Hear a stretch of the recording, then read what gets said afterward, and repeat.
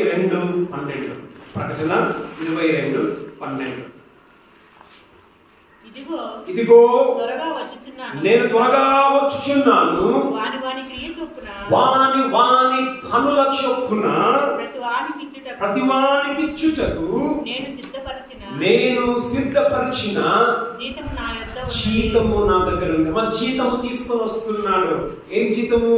నీవు యేసు ప్రభు కొరకు చేసిన ఆ పనిని బట్టి జీతము ఆయన తీసుకొని వస్తున్నాడు. మనం బైబిల్లో మనం గమనిస్తే 5 రకాల కిరీటములను బహుమానులుగా మనం చూస్తాం. 5 కిరీటములను బహుమానముగా మనం చూస్తాం. ఆ రోజు దేవుడు ఒక్కొక్కరిని పిలుస్తాడు. పిలిచి నువ్వు చేసిన నీ పనికి దేవుడు ఏమి ఇస్తాడమ్మా? కిరీటమును ఇస్తాడు. ఈ 5 కిరీటములు ఒక విధంగా మనం చూసుకుంటామా, ఇది నీ ఘనతకు గుర్తు. దేనికి గుర్తుమా? ఘనత. ఘనత అంటే ఇప్పుడు మంచి బట్టలు వేసుకున్నవాడు,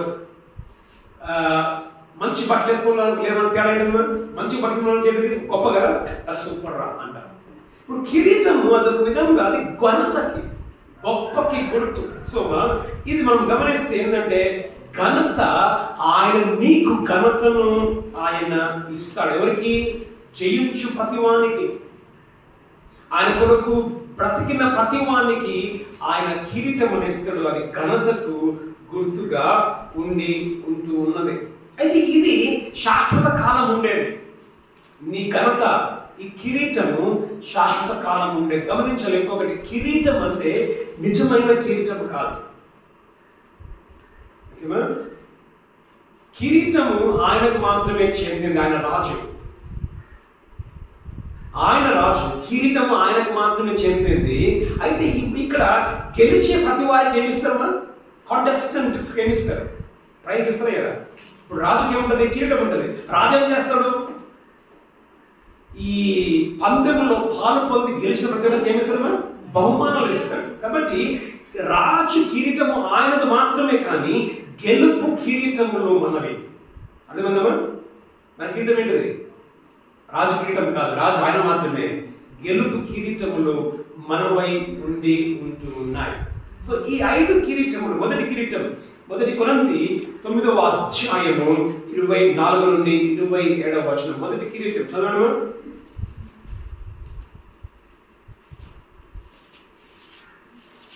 1 కొరింథీ 9:24 నుంచి 27. పందెపు రంగమందు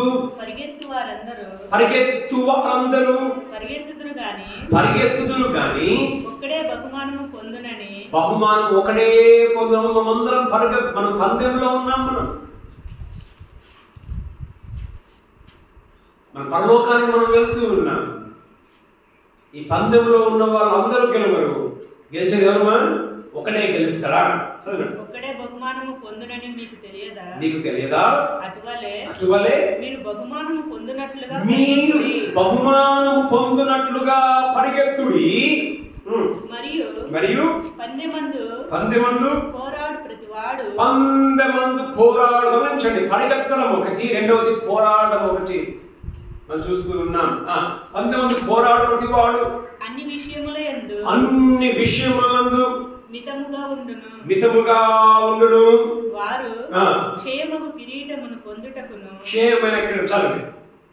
ఇప్పుడు నువ్వు రెజ్లింగ్, ఫైటింగ్, బాక్సింగ్ నువ్వు చేయాలనుకుంటున్నప్పుడు, నువ్వు పందెంలో నువ్వు పరిగెత్తాలనుకుంటున్నప్పుడు నువ్వు ఎట్లుండాలన్నా? మితముగా ఉండాలి. మితం అంటే ఏంటిది? నీ ఒళ్ళు ఎట్లుండాలి? ఇప్పుడు నువ్వు పందెంలో పరిగెత్తాలని చెప్పేసి నువ్వు అనుకొని దినాము పిజ్జాలు, బర్గర్లు తినుకొని, మాంసం తినుకొని నువ్వు ఒళ్ళంతా పెంచుకుంటే పరిగెత్తికెద్దా? నువ్వు పరిగెత్తాలంటే నువ్వేం చేయాలా? నీ ఒళ్ళుని ఒక క్రమశిక్షణలో తీసుకొని రావాలి, ఒక డిసిప్లిన్ లో తీసుకొని రావాలి. తీసుకొని వచ్చినప్పుడు నీ ఒళ్ళు ఆ పందానికి ఏమవుతుందమ్మా? సూట్ అవుతుంది. అప్పుడు నువ్వు పరిగెత్తగలుగుతావు. మితముగా ఉన్నప్పుడు మనము గెలుస్తాం. అయితే వాళ్ళు ఎలాంటి దాని కొరకంట?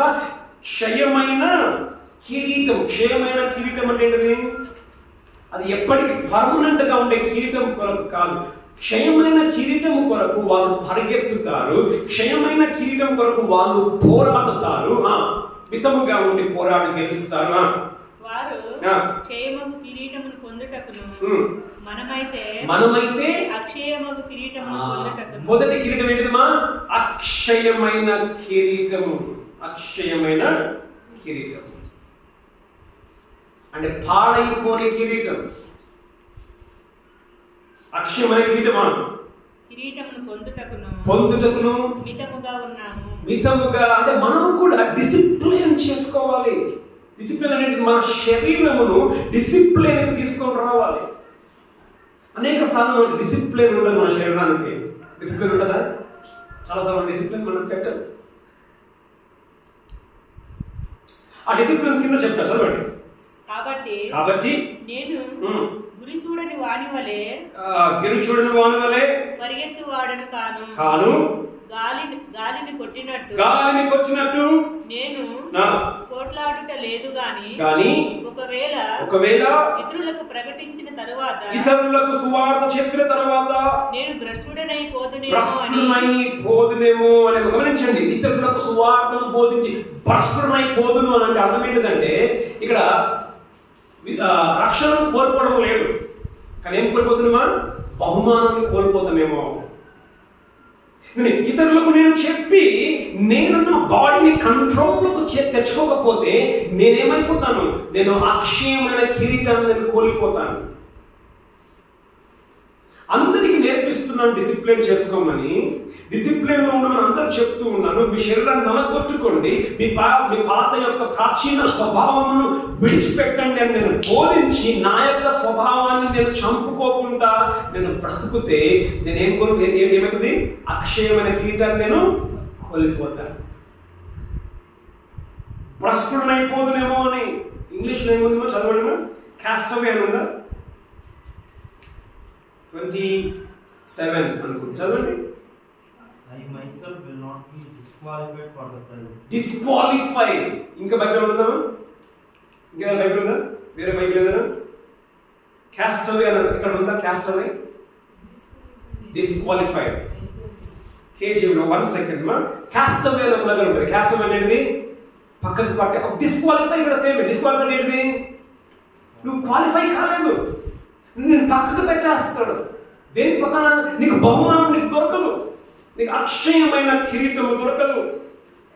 భ్రష్టుడనైపోదునేమో అని నా శరీరమును నలగొట్టుకొని దాన్ని లోపరుచుకొనుచున్నాను. ఏం చేస్తున్నాడా? శరీరాన్ని ఏం చేస్తున్నాడు? నలగొట్టుకొని. ఇది లోపరుచుకున్నానంటే ఎవరికి? దేవుని యొక్క చిత్తానికి లోపరుచుకోవడం. ఈ అక్షయమైన కిరీటము ఎవరికి దొరుకుతుంది అని అంటే పాత స్వభావమును ఎవరైతే డిసిప్లిన్లోకి తెచ్చుకుంటారో వాళ్ళకి అక్షయమైన కిరీటము దొరుకుతుంది. మనలో చాలా మందికి ఈ స్వభావం ఉంటుందా? పాత స్వభావం చంపుకుంటామా? చంపుకోం. ఒక నాలుక తెలిస్తే కోపంతో మాట్లాడతారు, శాపాలు పెడుతూ ఉంటారు, చర్చికి పోతారు, నోరు కంట్రోల్ అవుతారు, నోరు కంట్రోల్ కాదు, మోసం చేసేది కానీ ఏదైనా కానీ నీ జీవితంలో పాత స్వభావం నీకు ఇంకా ఉంటే ఆ పాపపు స్వభావమును నువ్వు మాటికి నువ్వు దాన్ని కంట్రోల్లోకి తెచ్చుకోకుండా నువ్వు పందెములో నువ్వు ఉన్నట్లయితే నీకేం దొరకదుమా? ఈ కిరీటం దొరకదు. ఏ కిరీటము? అక్షయమైన కిరీటము నీకు దొరకదు. రెండవ కిరీటం మొదటి దశలోనిక 2వ అధ్యాయం 19-20. రెండవ కిరీటం. మొదటి కిరీటం ఏంటి గమనించండి. ఇప్పుడు ఈ రివార్డ్ అంటే ఈ యొక్క బహుమానం అంటే మనం గమనిస్తాం. అప్పుడప్పుడు కొందరికి ఇవి ఏమన్నా గార్లాడ్ చేస్తారు కదా, సన్మానిస్తారు కదా, సత్కరిస్తారు కదా, విధంగా సత్కారము సన్మానము లాగా. రెండవ కిరీటం చదవండి. మొదటి దశలోనిక 2:19-20. ఎలయనగా మా నిరీక్షణ అయినను ఆనందమైనను. మా నిరీక్షణ అంటే మేము ఎదురు చూచేది. పౌలు అంటున్నాడు తెస్సలోనిక సంఘం వారితో, మా యొక్క ఏంటిది? నిరీక్షణ, మేము ఎదురు చూచేది ఆనందమైనను, మా ఆనందము అతిశయం అనేది మేము గొప్పగా మేము తలంచుకునే కిరీటము. రెండవది ఏమిటంటే అతిశయ కిరీటం. మొదటి ఏం కిరీటమా? అక్షయమైన కిరీటం, అంటే చెడిపోని కిరీటం. రెండవది అతిశయ కిరీటం. చదవండి. అతిశయ కిరీటము. అతిశయ కిరీటమైనను ఏది? మా అతిశయ కిరీటం ఏంటిది? చదవండి. మన ప్రభువైన యేసు యొక్క రాకడ సమయమున యేసు ప్రభు వచ్చినప్పుడు ఆయన ఎదుట మీరే కదా, మీరే మా అతిశయ కిరీటం. మీరే మా అతిశయ కిరీటం అంటే ఏమా? పౌలు అనేకులను ప్రభువు కొరకు సంపాదించారు, అనేకులు ప్రభువు నమ్ముకున్నారు, అనేకులు రక్షణ పొందారు. ఎవరిని బట్టి? పౌలుని బట్టి. ఇప్పుడు పౌలును బట్టి రక్షణ పొందిన వారిని బట్టి పౌలు ఏమంటున్నాడు? రేపడుతున్న మా అతిశయ కిరీటం ఎవరు? మీరే. యేసు ప్రభు దగ్గర నిలిచినప్పుడు యేసు ప్రభు ఆ వ్యక్తిని బట్టి నాకు అతిశయ కిరీటాన్ని ఇస్తాడు. సంతోషం. మన ప్రేమ కిరీటం. ప్రేమక మంజట చెప్పింది, సువార్త చెప్పింది. ఇప్పుడు రేపొద్దున ప్రేమకి అతిశయ కిరీటం ఎవరు? మంచక. అన్నం లేదు, తీసుకుని వచ్చింది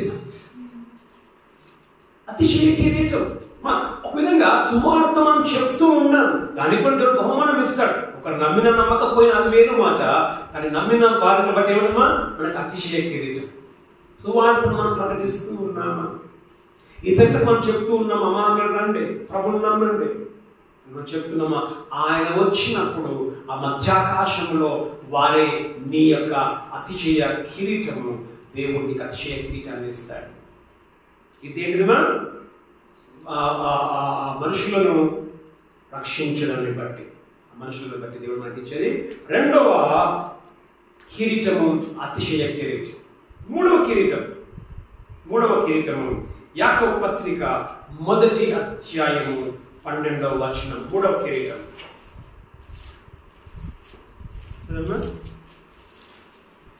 శోధన సహించువాడు ధన్యుడు. శోధన సహించువాడు ధన్యుడు. చదవండి. శోధన ఏంటి? కష్టము సహించువాడు ధన్యుడు.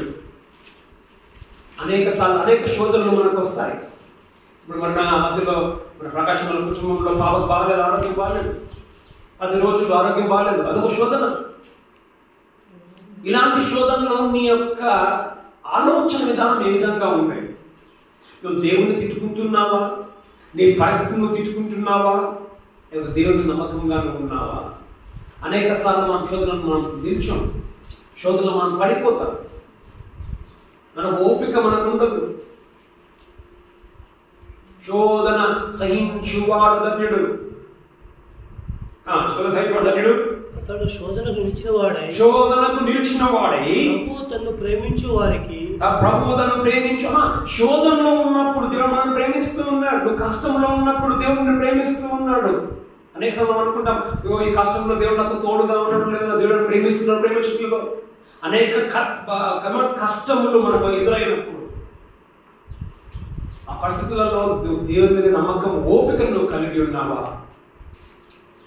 ప్రభువును ప్రేమించు వారికి వాగ్దానము చేసిన జీవ కిరీటము పొందును. మూడోది ఏంటమ్మా? జీవ కిరీటం. ఎవరికి జీవ కిరీటం? ఎవరైతే శోధనను సహిస్తారో, ఎవరైతే శోధనలో ఓపికతో ఉంటారో. అనేక సార్లు అయ్యో దేవుడు ఏం చేస్తున్నాడు బాబు ఈ కష్టం వచ్చినప్పుడు, దేవుడు ఎక్కడ ఉన్నాడు బాబు? శోధన. దేవుడు శోధనలో నువ్వు ఉన్నప్పటికీ నీ దేవుడు మనల్ని ప్రేమిస్తూ ఉన్నాడు. అది మనం మర్చిపోదు, ఎప్పటికీ మనం మర్చిపోదు. జీవ కిరీటం. జీవ కిరీటము అంటే ఏంటంటే మన నిత్య జీవము మనకి కిరీటముగా మనకి దేవుడు ఇస్తాడు. నిత్య జీవం ఎవరికి? మనం శోధనను జయించు వారికి. చదవండి ప్రకటన గ్రంథము 2వ అధ్యాయము 10వ వచనం. ప్రకటన 2:10. ఇదిగో మీరు శోధింపబడినట్లు అపవాది మీలో కొందరిని చెరలో వేయించబోచున్నాడు. 10 దినముల శ్రమ కలుగును. మరణం వరకు నమ్మకముగా ఉండుము. నేను నీకు జీవ కిరీటం. మరణం వరకు నమ్మకముగా ఉండుము. ఈ శోధన రెండు రకాల శోధనలు. ఒకటి ఏంటంటే శారీరకంగా మనకి లోకంలో ఉన్నప్పుడు వచ్చే శోధనలు ఒకటి, ఇంకొకటి యేసు ప్రభు నిమిత్తం వచ్చు శోధనలు. నీకు యేసు కావాలన్నా, నీ ప్రాణం కావాలన్నా, నాకు యేసు కావాలి, నా ప్రాణం వద్దు అని అంటే ఏం దొరుకుతుందంట? జీవ కిరీటం, నిత్య జీవము మనకు దొరుకుతూ ఉంది. ఇది 3వ కిరీటం. 4వ కిరీటము 2వ తిమోతి 4:8. 4వ కిరీటం. ఇక మీదట నా కొరకు నీతి కిరీటం ఉంచబడి ఉన్నది. ఆ దినమందు నీతి గల న్యాయాధిపతి అయిన ప్రభువు. చాలండి. 4వ కిరీటం ఏం కిరీటమా? నీతి కిరీటం. ఆయన మనకిస్తాడు నీతి కిరీటం. నీతి కిరీటం నా కొరకు ఉంచబడి ఉన్నది.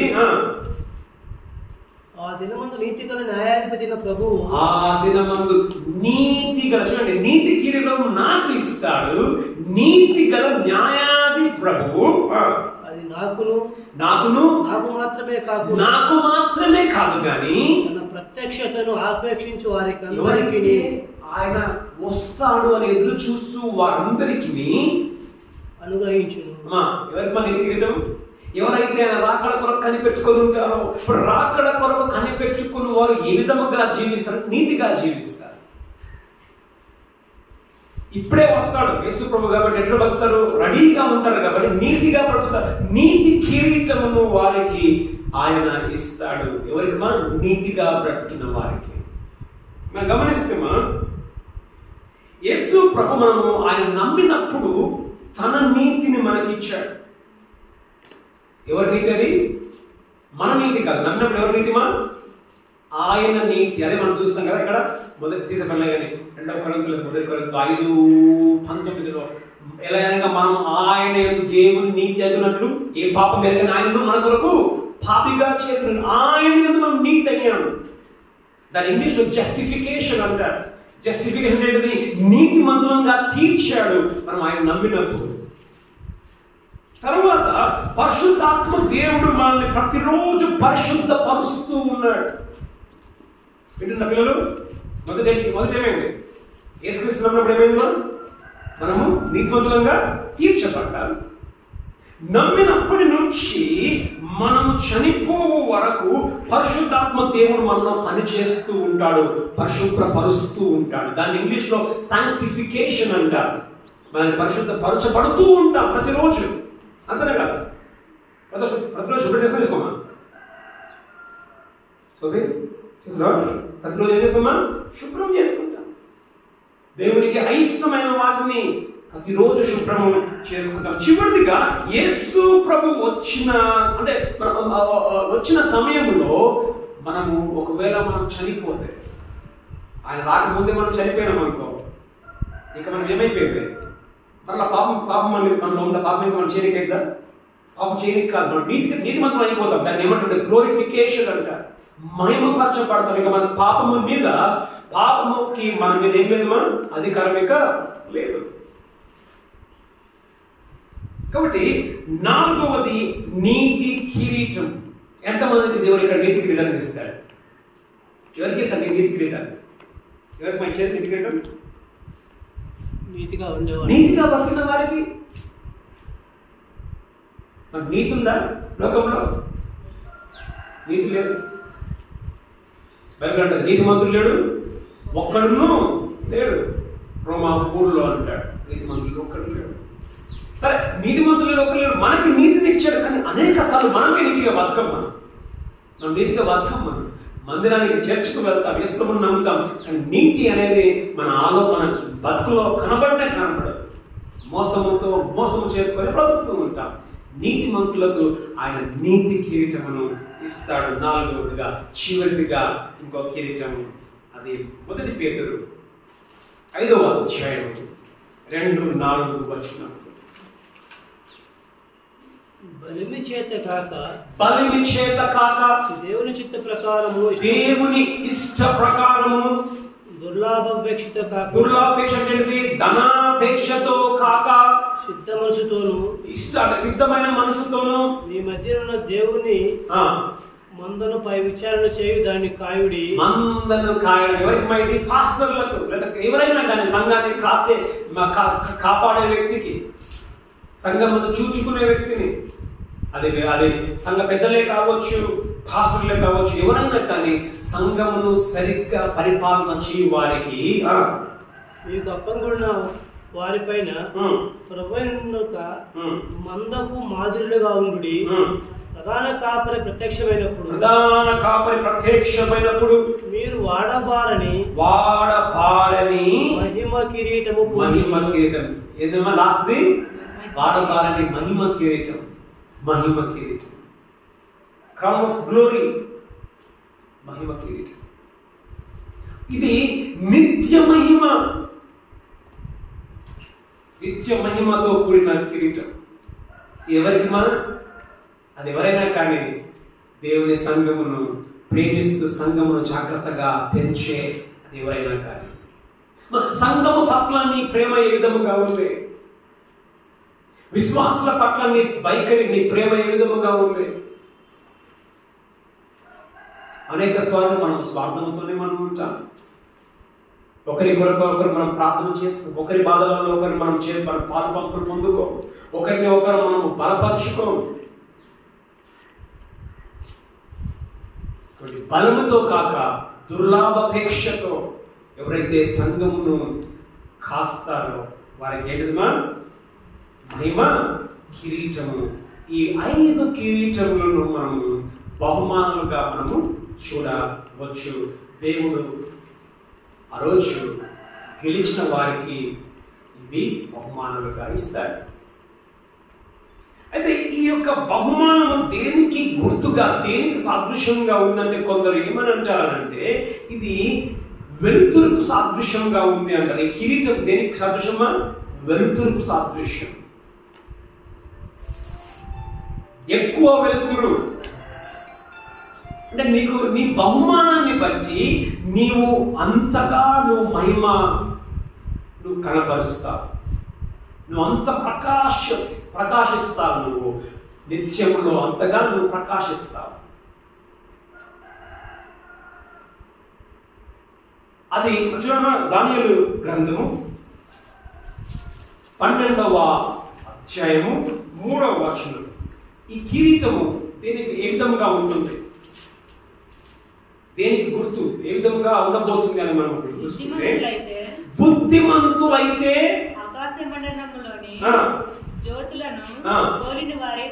జ్యోతులను పోలిన వారే ప్రకాశిస్తారు. బుద్ధిమంతులు అంట. జ్యోతులు అంటే ఏంటమ్మా? స్టార్స్. ఆకాశంలో ఉన్న జ్యోతుల వల్ల లైట్స్ లాగా వాళ్ళు బుద్ధిమంతులు ఎవరు మరి? మనం బైబిల్లో చూస్తాము, కీర్తనలో అంటాడు, దేవుడు లేడని బుద్ధిహీనుడు అనుకుంటాడంట. బుద్ధిహీనుడు ఎట్లా అనుకుంటాడు? దేవుడు లేడని. మన బుద్ధిమంతులు ప్రభుత్వం.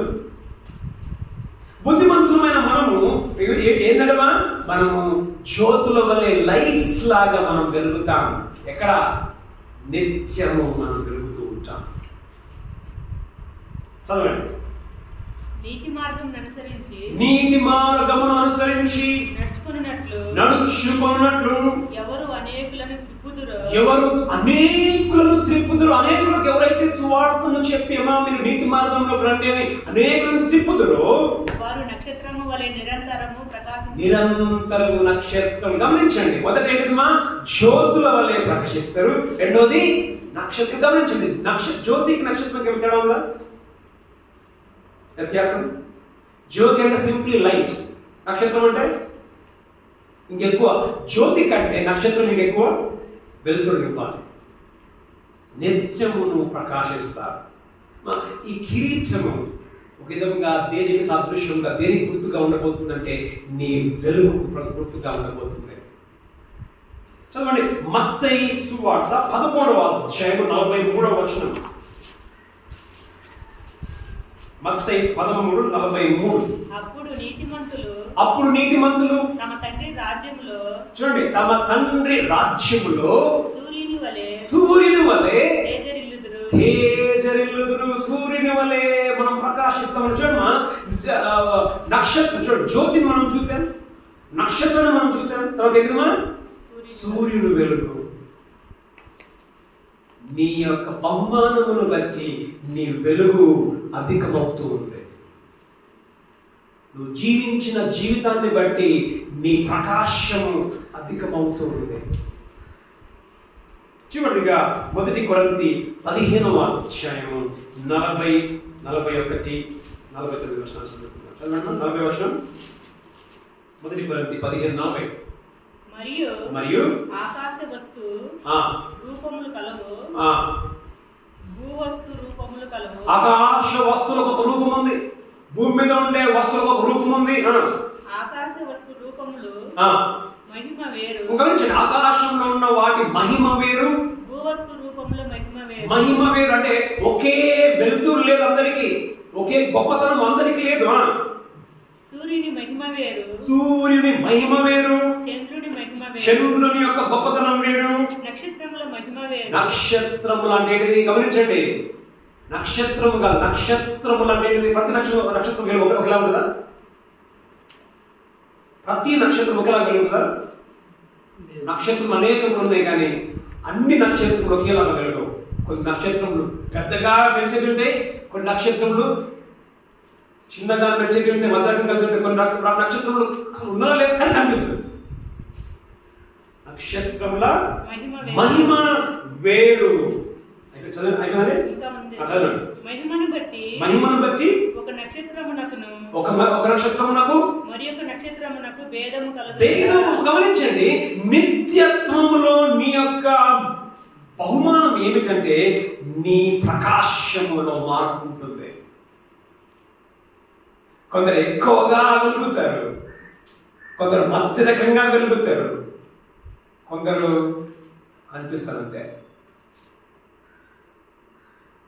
వ్యత్యాసం ఉంటుంది ఈ బహుమానంలో. 49 చదువు.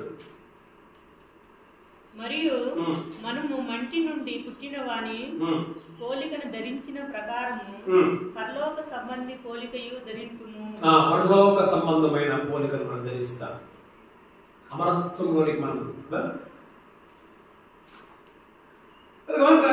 చూస్తున్నామంటే మన యొక్క మహిమలో మార్పు ఉంటుంది. గమనిస్తే మనం పోయిన వారం మనం చూసుకున్నాం, 1 కొరింథీ 3వ అధ్యాయం మనం చూసుకున్న ప్రకారం ఏంటిది? ఆ రోజు మనకి ఏం దొరుకుతుంది? బహుమానం దొరికినప్పుడు ఆ 3 వస్తువుల మీద ఎవరైతే కడతారో 53లో ఉందన్నమాట. చదవండి. క్షయమైన ఈ శరీరము అక్షయతను ధరించుకోవలసి ఉన్నది, మర్త్యమైన ఈ శరీరము అమర్త్యతను ధరించుకోవలసి ఉన్నది. అమర్త్యం అంటే నిత్యత్వం. ఆ శరీరం ఇంకా అన్కరప్టబుల్. 3వ అధ్యాయం 1 కొరింథీ మనం చూసుకున్నట్లు ఆ పునాది మీద 3 వస్తువులతో ఏంటిదమ్మా? బంగారము, వెండి, వెలగల రాములు. వాటికి ఏం దొరుకుతుందిమా? బహుమానం దొరుకుతుంది. మిగతా 3 గడ్డి, కర్ర, కొయ్యకాలు. వీటికి ఏం దొరుకుతుందమ్మా? ఏం దొరకదు. నాకు తెలిసి నువ్వు జ్యోతిలా ఉంటావేమో అంతే. చూసాం కదా మనం ఏంటిది? దానియేలు 12:3 మనం చూసాం. ఏంటిది? బుద్ధిమంతుడు ఏంటంట? జ్యోతిలో వల్లే. నువ్వు జ్యోతిలాగానే మిగిలిపోతావేమో, అంటే ఒక లైట్ లాగా మాత్రమే మిగిలిపోతావేమో, కానీ నువ్వు సూర్యులాగానే ఉండవు.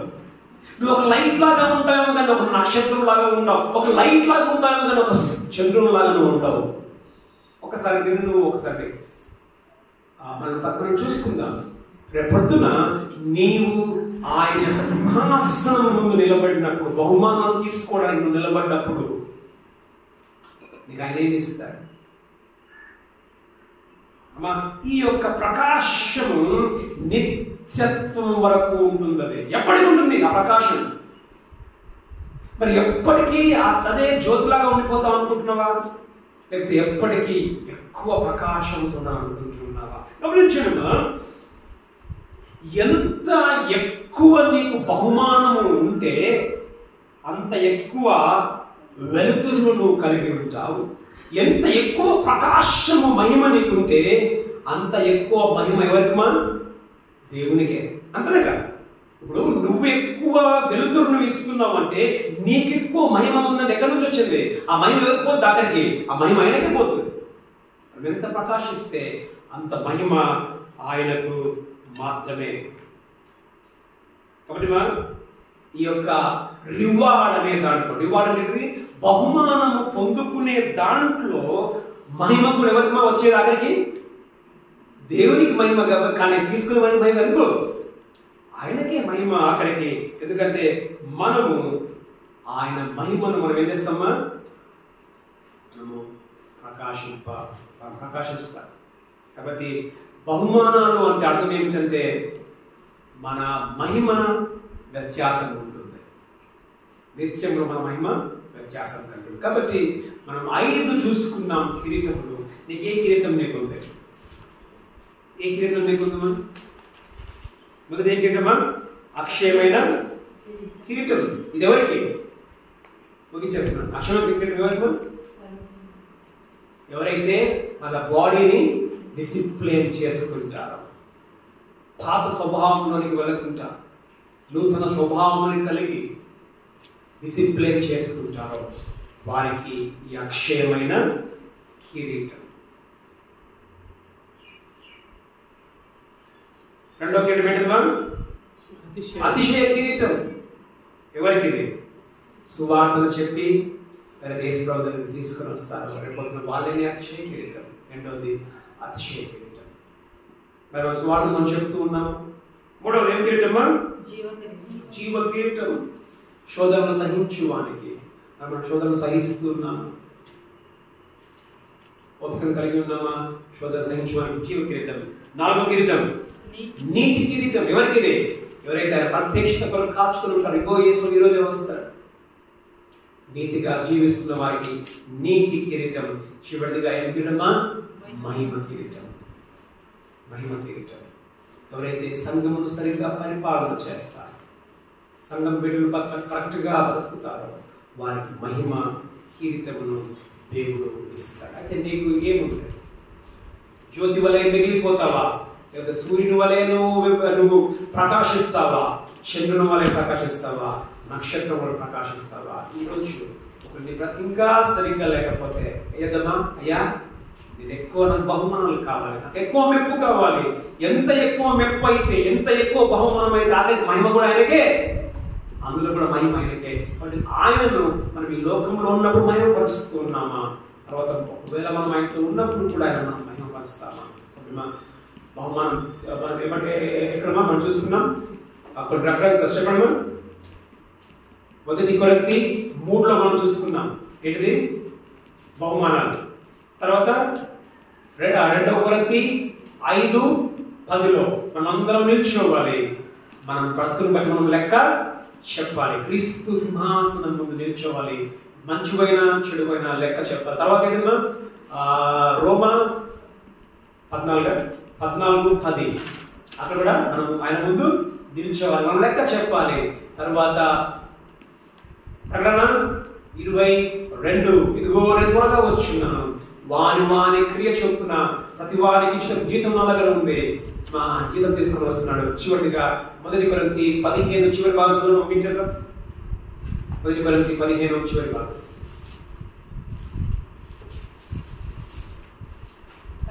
కాగా నా ప్రియ సహోదరులారా మీ ప్రయాసం గమనించండి. మీ ప్రయాసం అనేటిమా దేవుని కొరకు నువ్వు పడే పాటు. అయ్యో నా ప్రయాసం ఎవరు చూస్తున్నారా? నా బతికి ఎవరు చూస్తున్నారు? నేను దేవుని కొరకు ఇంత అంత చేస్తున్నాను అనే పేరు మీద మీ ప్రయాసమును ప్రభువునందు వ్యర్థం కాదని. ప్రభువునందు వ్యర్థం కాదు. దేవుని కొరకు నువ్వు చేసే ఏ పని కూడా వ్యర్థం కాదని ఇది స్థిరులుగా ఉండాలి. ఆ పనిని ఇంకా స్థిరంగా అంటే కదల్చబడదు. స్థిరులను కదలని వారును ప్రభు కార్యాభివృద్ధి యందు దేవుని పనుల యందు అభివృద్ధి కార్యాభివృద్ధి యందు ఎప్పటికీ ఆసక్తులై ఉండుడి. ఎప్పటికీ ఆసక్తి. పద్మ ఉంది, చిన్నక్క ఉంది, ఎంతో దూరం నుంచి వస్తారు. మా చిన్నమ్మాయి చిన్నకమ్మ దూరం నుంచి వస్తారు పరిగెత్తుకొని బస్సుకి. మా దేవుడు ప్రతిదీ లెక్కలో ఉంది. కాబట్టి చివరి భాగం ఎప్పటికీ ఆసక్తి కోల్పోవద్దు. అదే ఆసక్తితో నువ్వు దేవుడి కొరకు పనులు చేయి. ఎందుకంటే ఆయన జీతమును తీసుకొని వస్తూ ఉన్నాడు. ఆ రోజు నిల్చున్నప్పుడు జీతం పొందుకుంటావా, లేకపోతే పిలిచేసి జాన్ ఇట్రా అని చెప్పేసి పిలిచేసి దగ్గర రాగానే ఆ మంట పెట్టినప్పుడు ఏమవుతుంది?